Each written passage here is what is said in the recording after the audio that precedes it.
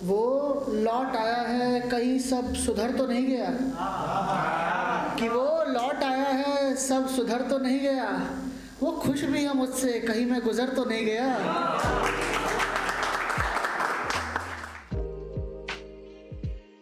कि कलम को गहरी नींद सुला रहा हूँ मैं, कलम को गहरी नींद सुला रहा हूँ मैं, उन राख जैसी यादों को बुला रहा हूँ मैं।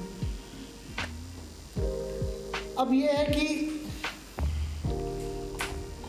क्या वाजिब है इस तरह ये रूहानी इश्क? ध्रुव भाई, क्या वाजिब है इस तरह ये रूहानी इश्क? क्यों अक्सर रही अधूरी है ये कहानी इश्क? क्या वाजिब है इस तरह ये रूहानी इश्क? क्यों अक्सर रही अधूरी है ये कहानी इश्क? और अब सोच रहा हूँ मैं खुद के जनाजे पर बैठा, अब सोच रहा हूँ मैं खुद के जनाजे पर बैठा, क्या ख़त्म होने को है अब ये मनमानी इश्क? कि उजाला चारों ओर फिर भी अंधकार में हूँ, कि उजाला चारों ओर फिर भी अंधकार में हूँ, बेवकूफ़ हूँ जो आज भी तेरे इंतज़ार में हूँ। अरमान भाई, उजाला चारों ओर फिर भी अंधकार में हूँ, कि उजाला चारों ओर फिर भी अंधकार में हूँ, बेवकूफ़ हूँ जो आज भी तेरे इंतज़ार में हूँ। और याद है मुझे जो मेरा वजूद पूछते थे तुम, मुझे याद है जब तुम मेरा वजूद पूछते थे, ध्यान से देखो मैं आज के अखबार में हूँ। कि वो बरसता सा एक मौसम, वो बरसता सा एक मौसम में ज़मीन मानो बंजर सी, वो बरसता सा एक मौसम में ज़मीन मानो बंजर सी, यादें उसकी चुभती ऐसे जैसे नुकीले खंजर सी। कि वो बरसता सा एक मौसम में ज़मीन मानो बंजर सी, यादें उसकी चुभती ऐसे जैसे नुकीले खंजर सी। वो कहानियों की किताब कोई, वो कहानियों की किताब कोई मैं शांत एक कलम जैसे, वो कहानियों की किताब कोई मैं शांत एक कलम जैसे, मैं तन्हा एक किनारा हूँ वो खुशी के किसी मंजर से।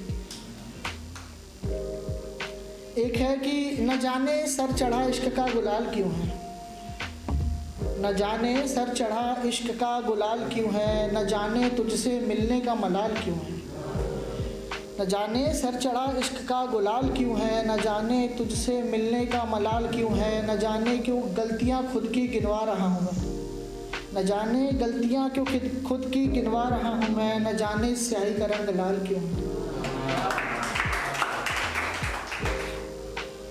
एक है कि नकाब, भाई ने भी नकाब का जिक्र किया था, तो नकाब से एक अभी लिखा कि असलियत से ज़्यादा उनके नकाब ही अच्छे थे, कि असलियत से ज़्यादा उनके नकाब ही अच्छे थे, सच्चाई बेहद खौफनाक वो ख्वाब भी अच्छे थे, कि असलियत से ज़्यादा उनके नकाब ही अच्छे थे, बेहद खौफनाक वो ख्वाब ही अच्छे थे।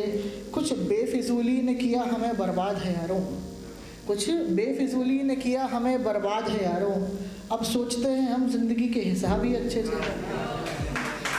और एक और है कि इश्क ने हमें दूसरों के आगे झुकना सिखा दिया। ध्रुव भाई, इश्क ने हमें दूसरों के आगे झुकना सिखा दिया, अब सोचते हैं हम नवा भी अच्छे थे। बातें की हैं तुमसे, बातें की हैं तुमसे, अपना हर राज बेखौफ होके बताया भी है, पर आज वो बातें करूँगा जो तुम्हें कभी बताई ही नहीं मैंने, वो बातें जो चाह के भी नहीं भुला पा रहा हूँ। कुछ बातें वो भी करूँगा जो शायद तुम्हें पता है पर तुमने भी कभी उसका जिक्र नहीं किया। याद तो होगा तुम्हें जब हम उस मेले में पहली बार मिले थे, तस्वीरें साथ खिंचाई थी हमने, और पहली बार तेरे चेहरे को हंसता हुआ देखा था। कितनी खूबसूरत लगी थी तुम मुझे पहली बार में, कभी बताया ही नहीं मैंने।